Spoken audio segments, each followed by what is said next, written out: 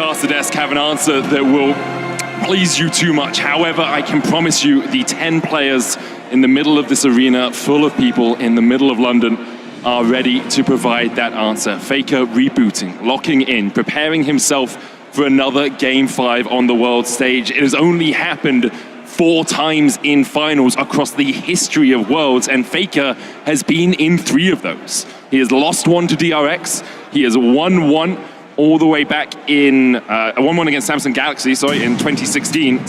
And now we'll see if he can win against BLG, who are on the blue side. Varus, their first ban. So last time that BLG were on blue side, they did the Varus, Ashe, and Skarner bans. And T1, they did their duty in doing the Aurora and Yone bans, and threw in the Nico as well, as both Knight and Faker are very good on that champion, as well as on Encaria, this flex pick.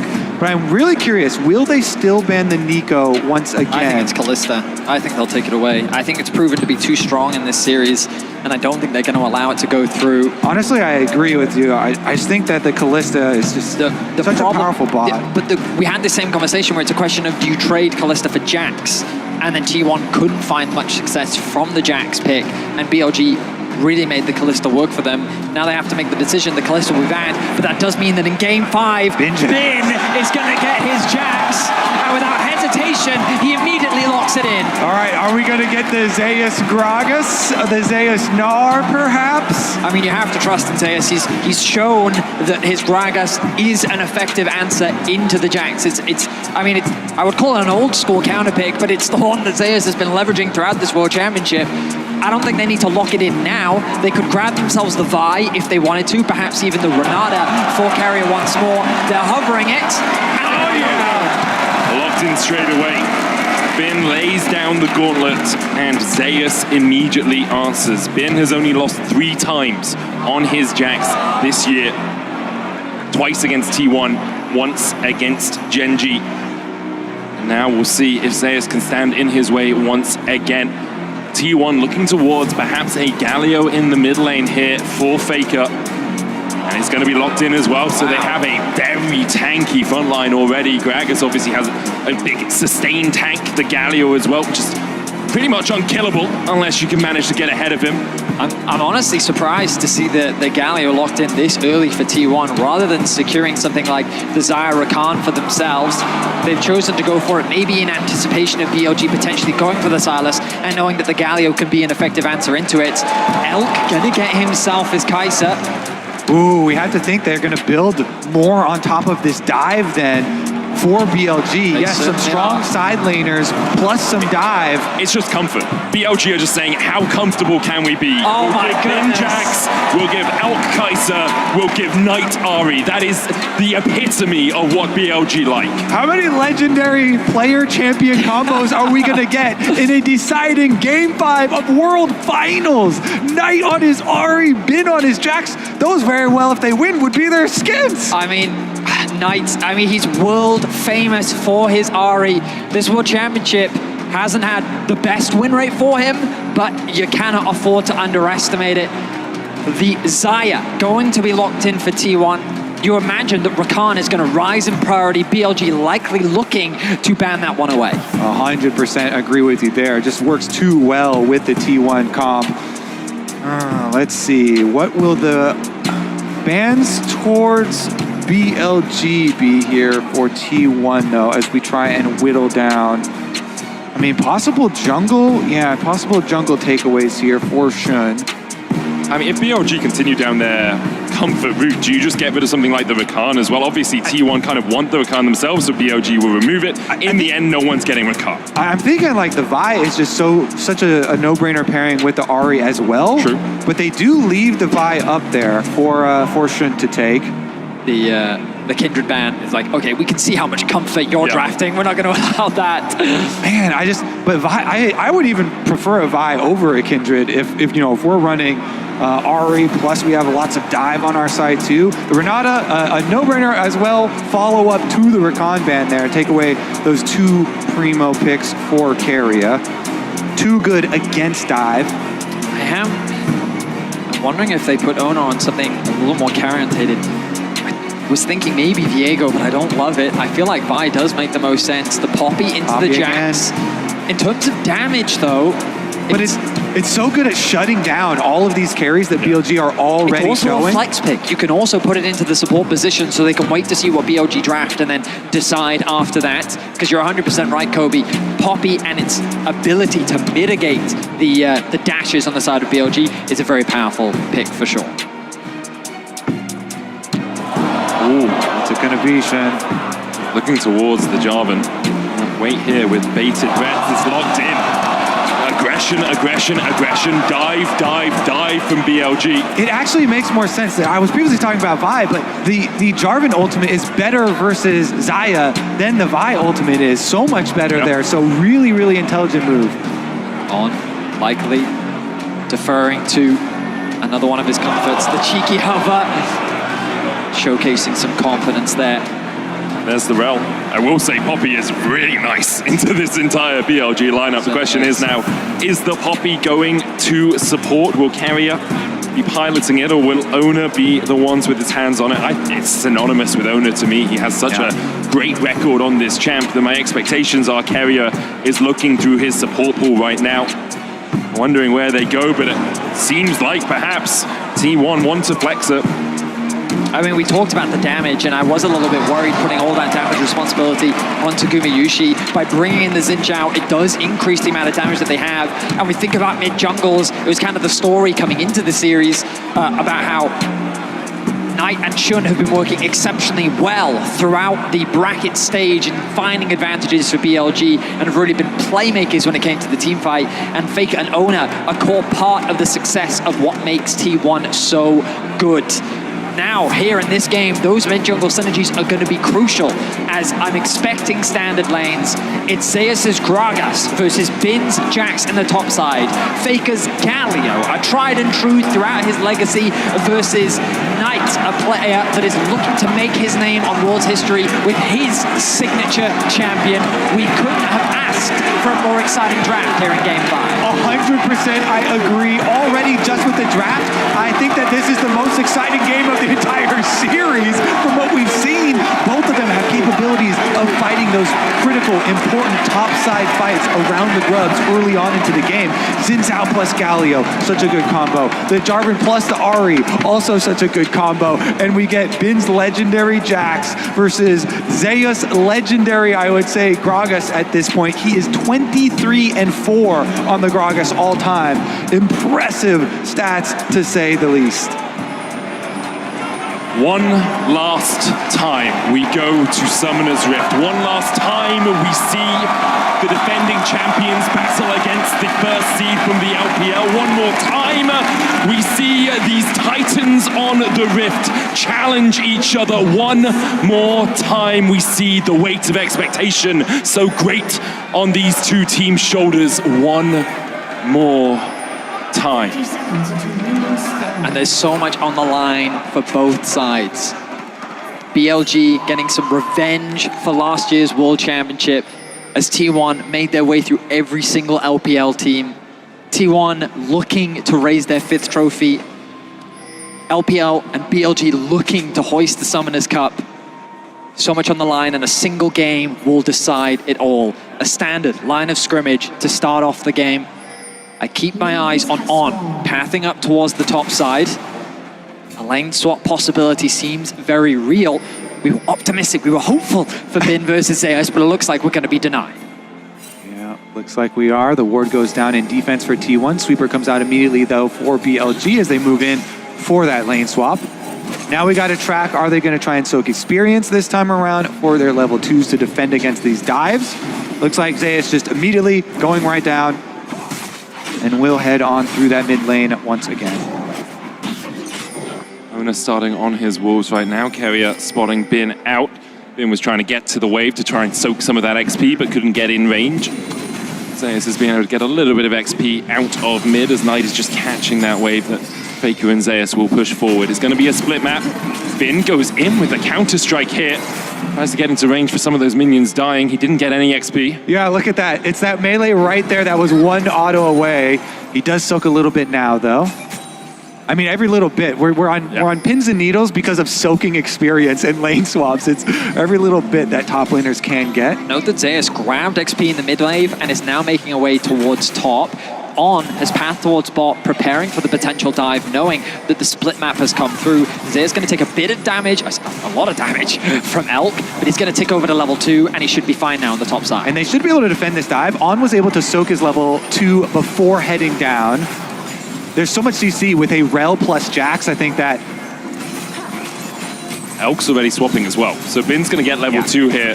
Going to farm this experience underneath the tower on there as well. Knight gets the charm onto Faker, has to flash the Justice punch. Faker punching in the opposite direction to get that little bit of an extension on that E.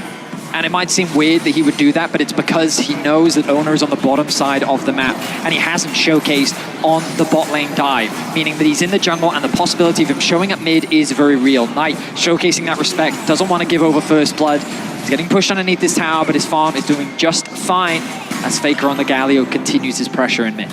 Meanwhile, once they do teleport Bin back to that top side, he should be able to soak up his level 3 as Zeus already pushed the wave. Zeus is going to get the first move, but Faker under attack. Has no flash, Justice punch gets hit, there's the charm as well, and Faker might fall first in the finals of the finals. Knight gets the kill, BLG find first blood. The Jarvan Ari strikes first blood here into, wait a second. Elk has flash, has cleanse, Keria looking for that flank position, onto where to use the shadowing striking, Knight goes down and Elk flashes. You can see Keria trying to bait the early flash, they're on just able to escape to the relative safety of the other side of that wall. Another game, another BLG first blood. Finding it onto Faker, crucial, especially given that Knight did have to expend his flash earlier, but a good response from T1 as they lay in wait in the bot brush, ready to try and trap Elk. They couldn't convert it into a kill, but they do get his summoner spell. And look at this bot wave. It is very awkward, slowly pushing towards the bot lane of T1. They're going to require Jun to shadow in the lane to help them get that push out. Exactly, he has to come all the way down here because Keria and Guma are doing such a good job just holding it. Meanwhile, topside, easy trading up there. The Jax into Gragas matchup is so much denial there for the Gragas. The phase rush for Zeus, easily able to hold them off. But here comes Shun, as you mentioned, came to shadow, make sure that they can move up to the wave. Maybe going in, looking for the damage onto Zeus there. Relatively even top lane after obviously the first few levels were spent on opposite sides of the map. Very tiny gold lead for BLG. Faker again with a good Justice punch to dodge away from the charm in mid. Shun hovering around. Yeah, it really cost Faker last time. Giving up that first blood, no flash on Faker. Pretty good movement so far from Shun, doing so much for his lanes, you know? Going towards Knight to make sure they can get their first blood, going towards bottom lane, make sure their wave is in a good state. So you have to do on the Jarvan, right? It is a very gank-orientated jungler. It does cost him in CS though, so this is something you're gonna have to keep track of. Just remember that Shun did a lot for his lanes.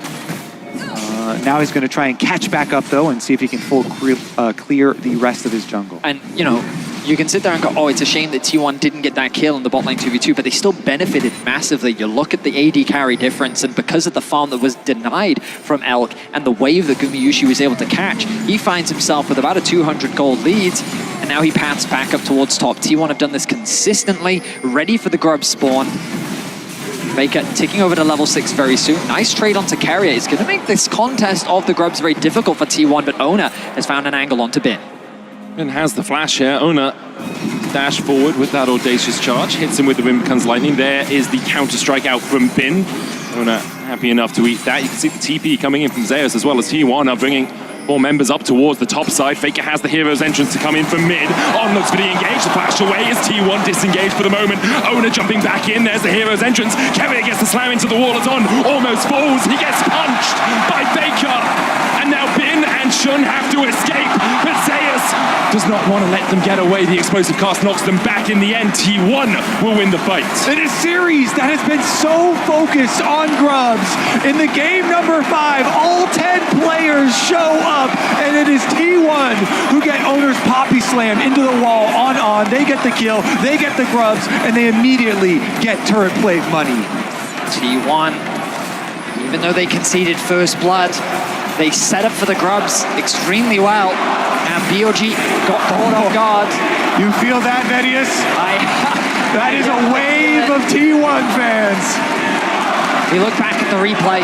Ona walking into darkness, but he knows he has the support on. Not quite connecting on the stun. It could have been crucial, especially with Knight right there for the follow-up. The Galio ulti comes in, the connection into the wall, and then Faker securing that first kill. Yeah, and it's Carrier Poppy this time around, of course. He's the one who got it, and the Grub secured, T1 with the early game lead secured. The reason we're so focused on that is because you can balloon these gold leads so quickly, but Faker under attack! Does have the flash, will punch forward, Justice One's coming out on, misses the crash down, the charm connects though, and the chase continues as Shun dives forward, Faker save the flash, and in the end will use it to dash out of Shun's engage. I can't believe in a 4 versus 1, he's still able to get out. The charm doesn't quite connect. Knight though very healthy, able to get the push, means that BLG should be able to secure the first dragon of the game. They haven't actually set their sights on it. No TP available for Faker. I am a little bit surprised. The bot push is going to come through for Gumayushi, who has sticked over to level 6. BLG, right now, resets come through. Elk making his way back towards bot now. More turret play money, more demolished procs, Void Grub passive. See just the pressure that Faker's absorbing in the mid lane. T1 now using that to garner a 1.7k gold lead. Gumayushi's been picking up plate after plate. Ona now looking towards this bot side. Elk yet to hit the level 6, still half a level of XP away. Elk has to run, supercharges his way back in the lane. I mean, the Xayah is just so far ahead here. 2 levels for Guma over him, not to mention all the extra gold, the biggest gold lead holder on the team. So much to know. Oh, Carrier goes in and down goes on. Carrier turns him off. And the question is, will Elk stay around? Because he's still not at that level 6. I mean, a masterful performance from Carrier in the top lane grub fight, along with this play in bot. He is just finding those angles for Poppy to connect into the wall. T1 find another kill, extend their gold lead to 2k, and they'll secure the first dragon of the game. And it is a very tall task here for BLG to get Elk back into this game. Xayah is so weak early on and being denied so much early into this game. It's going to be very hard for BLG to get their dive comp really online and get him scaling up into being a threat. Very far in the future, you're going to have to look before Elk is really a danger. Knight felt the pressure of this position last year on JDG in the semifinals. It was T1 that denied JDG the Golden Road. Hoping to get revenge, he is one of the players that we will be keeping our eyes on as this game continues. His Ahri has been able to turn incredibly difficult games before. The pick potential is real. But right now, Guma is just going for it. Oh, Carrier with a good set fast person. TP coming in from BLG as they look there he comes. to make the play. Spear rush forward by Knight, holding the charm. Doesn't get stunned. The charm hits Carrier. Flash forward with the counter strike. Carrier falls first as Gumayushi brings the feathers back and almost takes down on. Ona caught underneath his own tower, but he will fall even in the cataclysm. BLG find 2. Guma's walking away wounded. And just as we talk about him, he makes the play happen. 3 kills now for Knight. A fantastic TP to bring BLG back. Speak his name and you will invoke the magic of Knight's Ahri. That just fully funded Malignance and the shoes upgrade. Lucidity acquired. That ultimate cooldown now for Knight will be so low. T1 though, looking back at the grubs, they want to get at least 4 for their Void Might spawn. Despite a really good play there from BLG. I mean, yeah.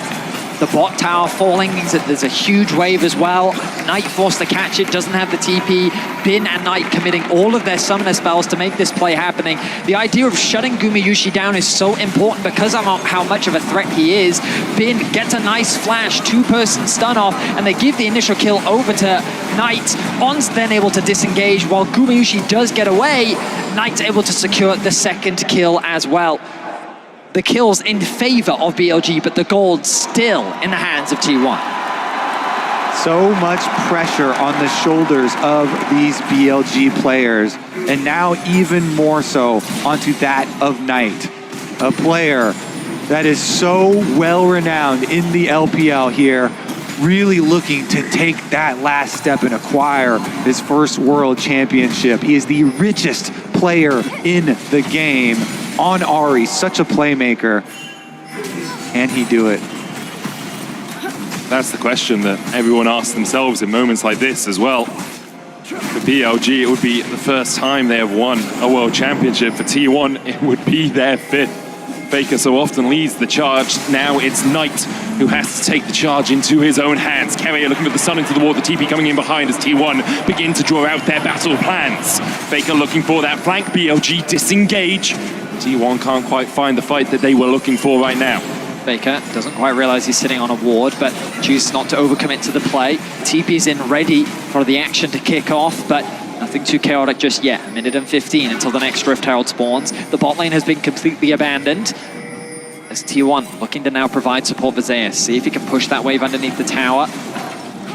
Keeping my eyes on the minimap. On has gone to reset, so it's BLG that'll be forced to concede for the time being. As T1 have numbers on the map, but On is quickly making his way towards top. Elk catching that wave in mid is crucial for him as he tries to close that gold gap between the two AD carries. Galio ult is available here. Remember, for Faker, you have to be careful as BLG. T1 have that safety net. Wave clear from Knight, though, coming through with the Malignance completed and level 9. The Q is going to be doing enough damage to help clear out those waves, but Gumayusi not slowing down, going to catch another wave as the resets now come through from T1. Dragon spawning in 55, the Herald in 25. And again, the reason we're focusing so much on Knight, him getting all of this gold, is because Elk has been put so far behind in this game. It's going to be a while before there is another really big carry threat on the BLG side, and so Knight is their big threat of getting kills. Bin, of course, on the side lane is going to look to farm up and scale up some more money on the Jax, but that as well might take a while. And typically, Zyra is a difficult AD carry to kill. Thanks to the feathers, thanks to the ultimate, but with a Poppy and a Gragas and a Xin Zhao and a Galio, it's going to be even harder, and it becomes that question, as you highlighted in Draft, Kobe, can the Jarvan actually lock the Zyra down? The flash is about to come off cooldown for Gumayusi. Both neutral objectives are alive. It's T1 that set their sights on the Herald, and they're going to be the ones to start this objective off. Now they will begin it. They have the vision control around there as well. You can see Knight pushing in the bottom side, does have the TP. He's also the only gold lead on his team right now. A few more seconds until Knight's TP is available. It looks like that they are just going to concede it as the bot side of the map becomes BLG's priority. Tier 1 going to be happy to secure the Herald and the top tier 1 as well. No one could really gain purchase on the mid wave as it's just cleared out by Elk and Zeus. But Tier 1 do have a tempo advantage here, and they're looking to keep the pressure on top side. Top side objectives have been turned so quickly into tower gold during this series. They're looking to do it again. Knight's still working his way through that bot side. Tier 1 will now take it, then TPs to try and save the Tier 2 in the top side.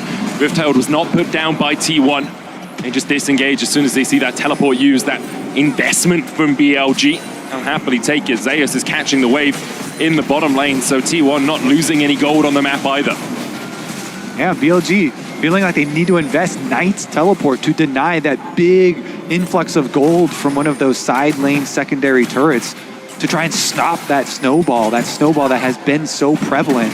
Allows them to push right back out here for Bin, as well as Elk taking care of the wave in mid too. Some critical income for them. One of the things we were very excited about coming into this game was Bin versus Zeus, but Tier 1 have actually put Gumayusi versus Zeus for the vast majority of this game. And remember that given that Elk has been so far behind, he's been either playing into the Galio or he's been playing into the Gragas. And Zeus has quietly built up a very healthy lead for himself. Just a few moments ago, he was about 1k gold ahead. Now that he's back out onto the map, he's spent that gold.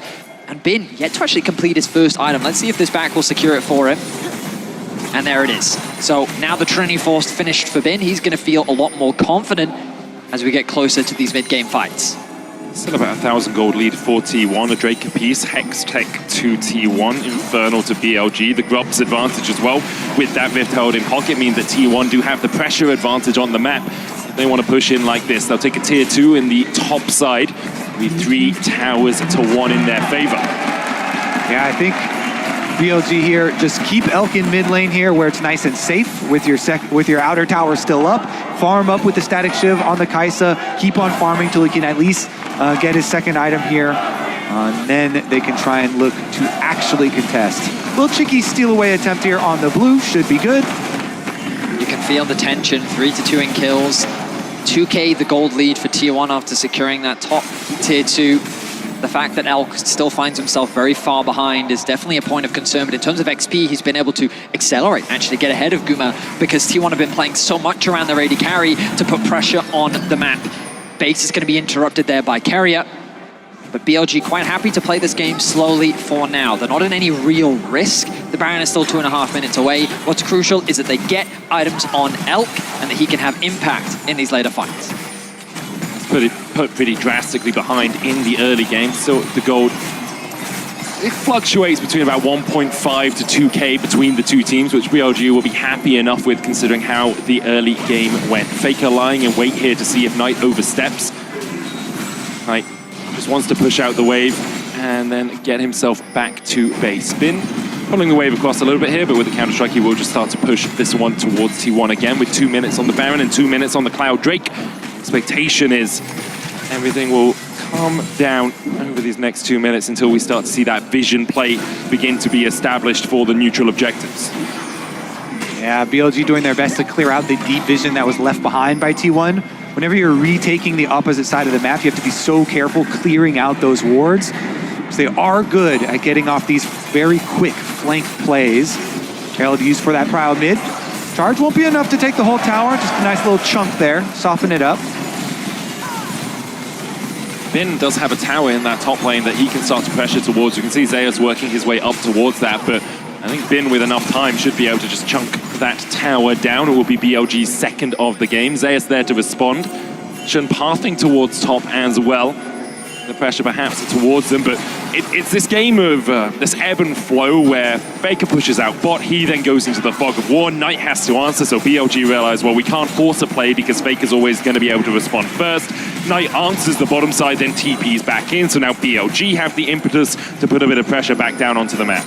I mean, Faker recognized the TP came out of mid, immediately pings back towards bot, wants to push out another wave, says someone has to come and catch this. It's Bin that's going to be forced to go back to base to head towards bot because he's the one that has his TP available. They're going to send Knight now over to the top side of the map, but the problem is you've now got your TP-less mid laner on the top side with Dragon spawning in 30 seconds. Yeah. So with the push they've been able to get on bot, Faker gets a quick base off and he's already back out onto the map. T1 are going to have set up for this Dragon, and I feel like BLG's just going to force to concede it. Yeah, BLG, they need to open up the map more so they can start to make use of some split pushing and some Kai'Sa ultimate follow-ups. And so they do have everybody hovering on top side. They were thinking about trying to finish off that outer tower.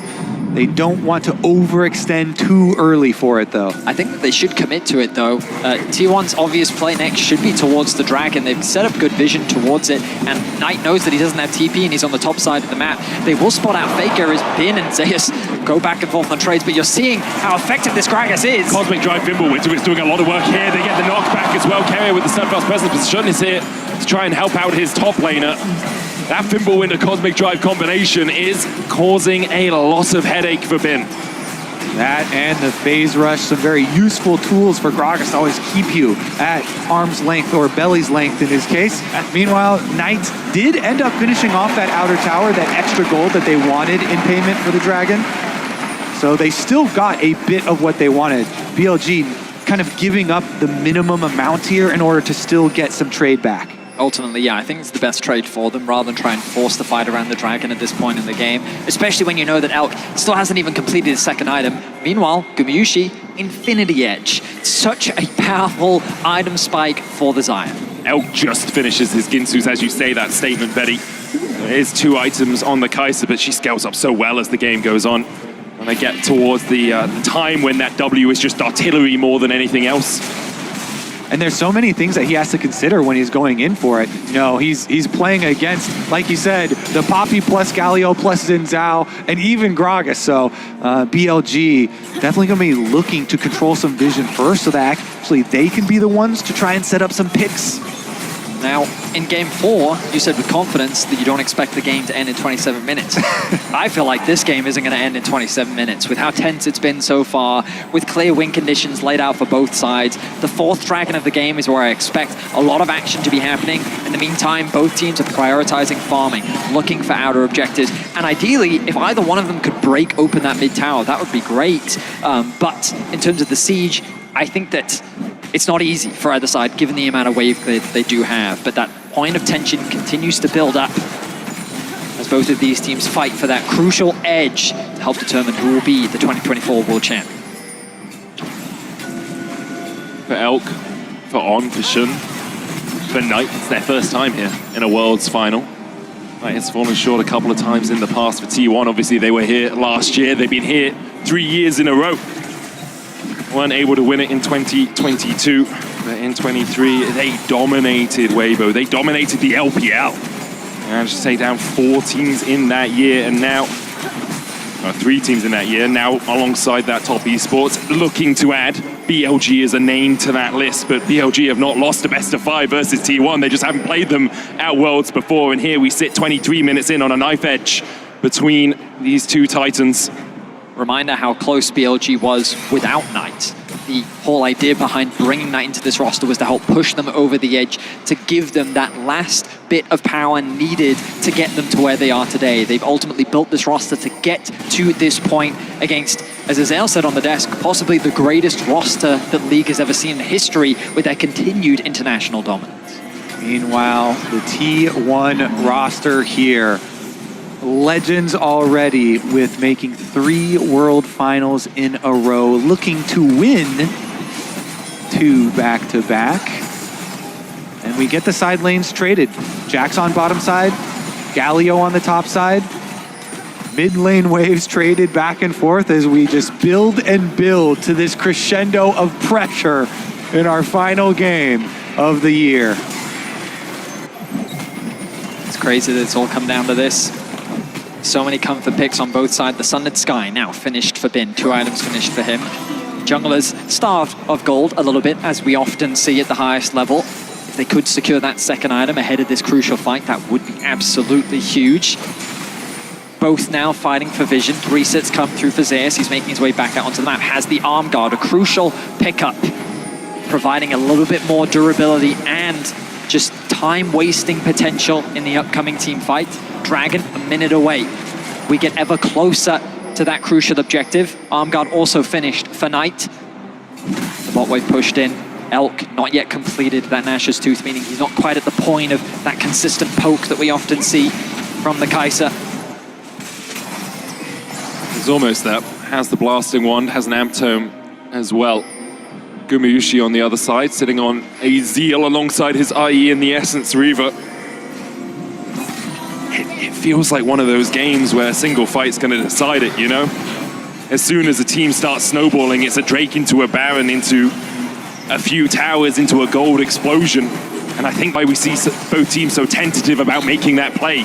Obviously, no neutrals really up apart from the Baron for them to fight over right now, but there's a lot of this bouncing waves back and forth without really finding purchase. And the first step before T1 can go take this dragon is they have to secure vision on the Baron. Because of the Rage Blade being completed for Kai'Sa, you can actually burn through Barons and neutral objectives very quickly. And so that's why we just saw these last like 30 seconds, 40 seconds of T1 really trying to make sure that they will have an early alert system if BLG try and do a cross-map play on them. Bin ticking over to level 15. Zeus sticking around very deep in the bot lane because he's got full information as to where all 4 of the members of BLG are. Poke back and forth over the control wards, but the vision will be denied from T1. Critical defense of their vision here from BLG. And then T1 immediately fight back. They reclaim control over that space. Control ward still sitting in the inventory of Carrier, but crucially, none left for BLG. I'm sure On would love to get a quick reset off, but I don't know if he's going to be given the time to do so. Pings coming down from the side of T1 of the bot side jungle. Zeus finds On, Shadowing Strike going in, the crash down as well. Bin looking for the follow-up here onto Zeus, the hero's entrance, and On just oversteps. Gumayushi sends him back to the fountain, and now BLG have to play a 4v5 if they want to try and contest. I think their decision will be not to. They'll just back away, clear out their own jungle, but On went in on Zeus and T1 immediately collapsed. Again, T1, they're so confident and we're like, they've got the Galio ult to back them up. Zeus is very tanky. They were not worried for a second during that pick. On definitely bit off way more than he could chew, and that is a 100% sacrifice of the dragon, of the objective. Critically, it is just putting T1 to that soul point and not breaking the game quite yet. Gumayushi picking up the Phantom Dancer, immediately swapping it over for the Navori Flicker Blade. help securing that kill, giving him a nice injection of gold. You can hear the support from T1 from the crowd. The BLG supporters ever present in the arena as well. You have to believe that T1 are very confident in their team fight and their strong setup here. I mean, why wouldn't you with how strong Gumayusi is? And so that's why maybe you see BLG wanting to rush into some picks whenever they see anyone, because they do kind of feel that unspoken mounting pressure facing them. You can feel as well, just kind of on the map, how T1 is slowly but surely beginning to gain more control. BLG feels like that they're being pushed back even further onto their side of the map. And T1 remaining calm. Of course, this game is far from over just yet. That deciding fight is yet to happen. All summoner spells are available for everyone on the Rift, TPs included. The next dragon still a ways away after T1 secured that mid-tier 1 from BLG. The Baron becomes a very scary point of contention for both sides. How exciting is it that our entire year of professional League of Legends is going to be condensed down to presumably a big fight now to break open the entire series and determine the world champion. It's just absurd, and for the players down there as well, that weight on your shoulders. I'm nervous, and I'm not even playing. It's just monumental. It's not just you, it's not just your team, it's your fans, it's your family, it's your region that have supported you through thick and thin. And this moment, Ona, very close here. Pressure on you, Shadowing Strike going wide. Shun tries to dash across the wall, but immediately he's locked up, goes in with the Cataclysm. Gumayusi pops the Feather Storm. Ona looking to re-engage onto Shun down to half HP. Ben gets onto the backline, Gumayusi cleanses away, but Ben has already put him in the dirt. Kevin is next up. BLG find 2, T1 able to back away for the moment, but the TP behind by Ben as he looks for a little bit more. Oh, they go back in! Faker flashes in, and down goes Knight once again when you need someone, when you need anyone to stand up and show just what this game's all about. It's Faker, he finds another, T1 find 5, and alongside it, the Baron in their eyes. The hero's entrance was true to its name as Faker in T1's dire moments descends from the sky, and T1 turned the fight in their favor. The crown may be heavy, but it belongs to Faker, and they're gonna pick up the Baron.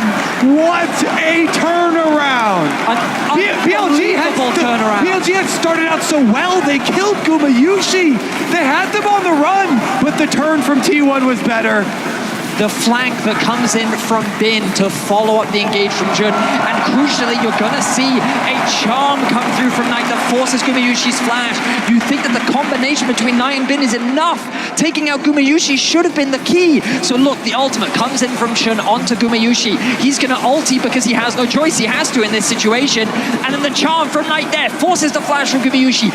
Bin sees the angle, so he flashes, sidesteps the knockback, and he's able to work with Elk to get the kill. And at this point, you think the fight is over. Exactly, then they're on the chase. Knight goes, he just barely doesn't have the range on his charm onto Owner, and they're teleporting for the pincer, but just as they're teleporting and Bin has to walk back to the fight, that's when T1 turned. Such fantastic play and such confidence. The TP, the awareness from T1 to realize that that TP was a mistake, and then to create the collapse to turn it in their favor. Unbelievable turnaround from T1. Teleport, the 4-second channel time, and T1 strike. Wait a second, topside, Zeus under fire! Zeus caught out, killer instinct in by Elk. BLG collapsing, 4 members strong, the hero's entrance. Oh, Zeus! Joins the fight. Elk with the stopwatch, Faker in the middle of them all, and it seems like death may have arrived, and his name is Faker! He's here for your lives! The rest of T1 begin his collapse. Faker's gonna fall as he pulls the stopwatch, manages to buy himself a second. Owner here to save his mid laner once again, and Faker still stands. He has ascended. He stands above it all, and he looks hungrily at that world's trophy. The unkillable Demon King, unkillable one more time. Unbelievable once more. How does he keep doing it? I mean, with the Baron buff, only only knight left to defend his base, his crumbling kingdom at the hands of T1. An inhibitor will fall, and T1 set their sights on the Nexus. Knight goes in with the Spirit Rush, lands the charm as well. The first Nexus tower's fallen, and T1 are just looking for the prize. They're hungry for it. T1 are the past, the present, and the future. A new era, the same empire. T1 are your 2024 World Champions.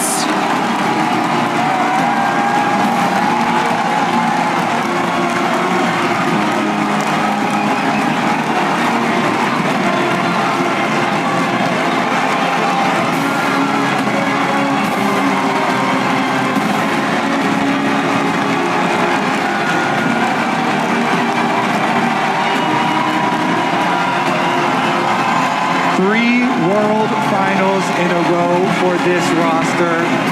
2 of them victories, Thaddeus. Crazy accomplishments from this entire T1 roster.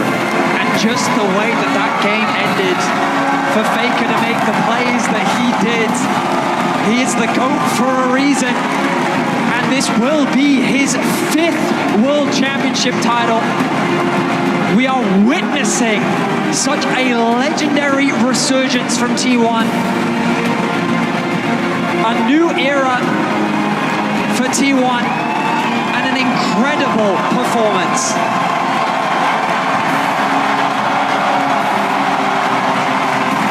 Please keep that roster together again. That right there is a new T1 dynasty. Heartbreaking for BLG to be so close. In the end, Faker said it best, you've got to prove it. That's where you play. When you face T1, when you face the best in the world, the defending champs, you've got to prove it. And today it was T1 that proved it. You know, trophy ceremony presented by Mercedes-Benz. They will hoist the Summoners Cup. I can't think of 5 players that deserve it more. From 4th seed in the LCK, 1 game away from not even qualifying to the World Championship, to making it all the way to the final, a full 5-game banger. They will lift the Summoners Cup once more.